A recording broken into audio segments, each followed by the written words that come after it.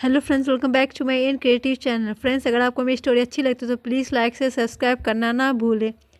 श्रीमती अंबिका देवी 72 वर्ष का संसार एक समय पूरे मोहल्ले का केंद्र था।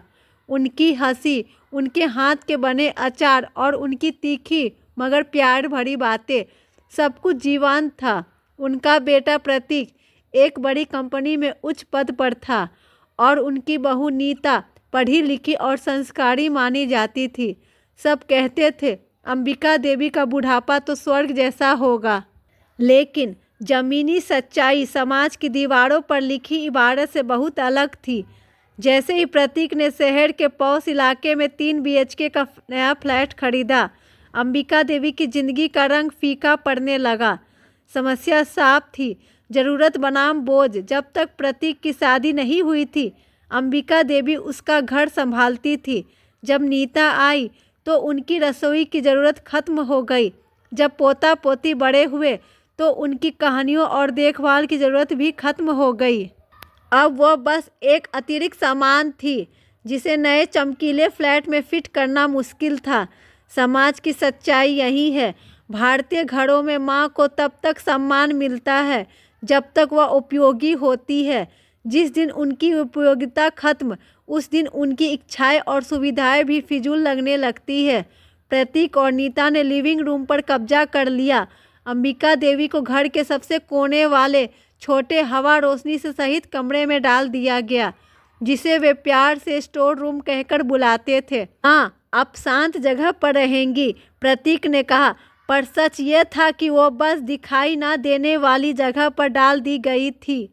नीता की सुबह शुरू होती थी, माँ आप बीच में मत आया करो, और शाम खत्म होती थी, माँ ज़्यादा मत बोला करो। अंबिका देवी का दुख यह नहीं था कि उन्हें छोटा कमरा मिला, उनका दुख यह था कि जिस घर को उन्होंने प्रेम और त्याग से सींचा था, आज उसी घर के लोगों ने उन्हें अनजान बना दिया था। जब मोहल्ले की कोई औरत पूछती कैसा चल रहा है बुढ़ापा, अंबिका देवी नकली मुस्कान के साथ कहती, बहुत अच्छा, भगवान की कृपा है। क्योंकि भारतीय समाज में अपने बेटे की शिकायत करना सबसे बड़ा पाप माना जाता है। उन्हें अपने दुख को अपनी हंसी के नीचे छिपाना पड़ता था। यह भी बुढ़ापे की सबसे कड़वी सच्चाई, अकेलापन और दिखावे की मजबूरी। अंबिका देवी का संघर्ष मुक्त था। वह चीखती नहीं थी, बस अंदर ही अंदर घुटती थी। उनका कमरा उनकी दुनिया बन गया था, जहां उनकी पुरानी रामचरितमानस और दवाइयों का डिब्बा ही उनकी साथी थे।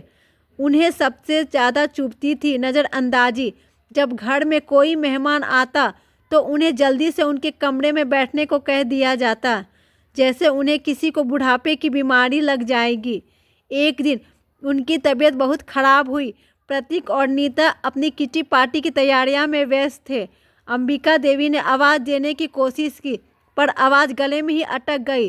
प्रतीक 15 मिनट बाद आया। जब उन्हें खांसी का दौरा पड़ा, प्रतीक ने नाराज़ होकर कहा, माँ क्या आप बच्चों की तरह नाटक कर रही हैं? यह छोटी सी सर्दी है। यह सुनकर अंबिका देवी ने तय कर लिया कि वह अब ज़रूरत होने पर भी आवाज़ नहीं देंगी। सबसे बड़ी भावनात्मक चोट तब लगी जब प्रतीक अपने बेटे अर्नब पोते के 10वें जन्मदिन की पार्टी की प्लानिंग कर रहा था। नीता ने खुशी खुशी मेन्यू और थीम तय किए। जब अंबिका देवी ने धीरे से कहा, बेटा मेरे हाथ के बने बेसन के लड्डू सबको बहुत पसंद आते थे, तो नीता ने तुरंत कहा, अंबिका जी प्लीज़, यह मॉडर्न पार्टी है, सब बेकरी का खाते हैं, आपके पुराने स्टाइल के लड्डू अब कोई नहीं खाता। वह रात अंबिका देवी के लिए सबसे लंबी थी। उनकी आंखों में नींद नहीं, बल्कि अपने वजूद के टूटने का दर्द था। उन्हें लगा कि उनका प्रेम, उनकी मेहनत, उनके संस्कार, सब कुछ आज के मॉडर्न समाज में बेकार हो गया है। वो रोई नहीं, उन्होंने सिर्फ अपनी साड़ी का पल्लू कसकर पकड़ लिया।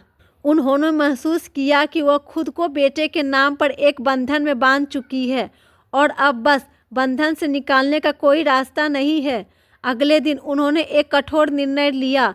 उन्होंने चुपचाप अपना ज़रूरी सामान पैक किया। उन्होंने एक कागज़ पर एक छोटा सा नोट लिखा और उसे प्रतीक के कमरे के दरवाजे के नीचे से खिसका दिया। उनके चेहरे पर अब दुख नहीं, बल्कि एक अजीब सी शांति थी। उन्हें लगा शायद बोझ से मुक्ति ही अब उनकी आज़ादी है। जब प्रतीक ने वह नोट पढ़ा तो उसका माथा ठनका। नोट में बस 2 लाइनें थी, बेटा, मैंने तुम्हारे नए घर के लिए तुम्हें जगह दे दी है। अब मैं उस जगह जा रही हूँ जहाँ ज़रूरत और सम्मान की कीमत है। माँ अंबिका देवी एक परिचित ऑटो वाले के साथ वृद्धा आश्रम जा रही थी। यह कोई दर्दनाक बलिदान नहीं था, बल्कि आत्मसम्मान का चुनाव था। वृद्धा आश्रम में उन्हें अपना कमरा छोटा मिला, पर वहाँ उन्हें सम्मान मिला। वहाँ के लोगों ने उनकी कहानियाँ सुनी, उनके हाथों के लड्डू बनाने की विधि पूछी और उन्हें अंबिका माँ कहकर पुकारा। वहाँ उन्हें पहली बार महसूस हुआ कि परिवार सिर्फ रक्त संबंधों से नहीं, बल्कि मानवीय संबंधों से बनता है। इधर प्रतीक का घर अस्त व्यस्त हो गया। माँ के बिना घर में ना समय पर खाना बनता था, ना शांति थी। नीता चिड़चिड़ी हो गई। प्रतीक को पहली बार एहसास हुआ कि माँ कोई अतिरिक्त सामान नहीं थी, बल्कि घर की आधारशिला थी।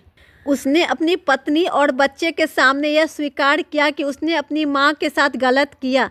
प्रतीक वृद्धा आश्रम गया। वह दरवाजे पर खड़ा रहा। अंबिका देवी कुछ और बूढ़ी औरतों के साथ हंस रही थी। प्रतीक को देखकर उनकी हंसी नहीं रुकी। प्रतीक ने कहा, माँ माफ़ कर दो, घर चलो। अंबिका देवी ने शांति से उसकी तरफ देखा। उन्होंने कहा, बेटा, यह जगह मुझे तुम्हारी दी हुई जगह से ज़्यादा सुकून देती है। यहाँ मुझे मेरी पहचान मिली है, जो तुम्हारे घर में खो गई थी। तुम मुझे सम्मान नहीं दे सकते थे, इसलिए मैंने सम्मान खरीद लिया है। प्रतीक रो पड़ा। वह जानता था कि माँ अब वापस नहीं आएंगी। ये कहानी सिर्फ एक माँ के दुख की नहीं है। ये कहानी उस समाज को एक कठोर संदेश देती है, जो यह मानता है कि बूढ़े माँ बाप सिर्फ सेवा के अधिकारी है, सम्मान के नहीं। गहरा संदेश याद रखिए, आप जो घर बनाते हैं वह ईंटों और सीमेंट से नहीं, बल्कि माँ बाप के आशीर्वाद और त्याग से खड़ा होता है। आज अगर आप अपने माँ बाप को कोने में धकेल रहे हैं, तो कल आपका भी बुढ़ापा उसी कोने में आपका इंतजार करेगा। माता पिता को केवल औपचारिकता या जिम्मेदारी निभाने के लिए घर में मत रखिए, बल्कि उन्हें दिल से अपनाइए, सम्मान और प्यार दीजिए, उन्हें अपने दिल में स्थापित कीजिए। बुढ़ापा सम्मान मांगता है, खैरात नहीं। और सच्चा धन दौलत घर में पड़े पुराने रिश्तों में है, न किए गए फ्लैट की चमक में।